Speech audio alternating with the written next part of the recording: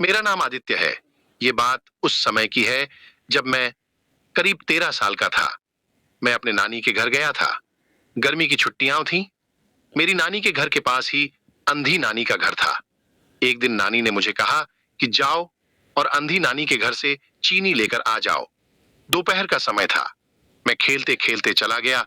उनके घर के आंगन में अंधी नानी बैठी थीं। उनसे मैंने कहा, नानी, मुझे चीनी दे दो, घर ले जाना है। तब वो कहने लगी कि बेटा, मुझे तो दिखाई नहीं देता, तुम खुद ही कमरे में जाकर ले लो। उस जमाने में बिजली नहीं होती थी। कमरे में बिल्कुल दिखाई नहीं दे रहा था। काफी धूप की रोशनी खिड़की में से आ रही थी।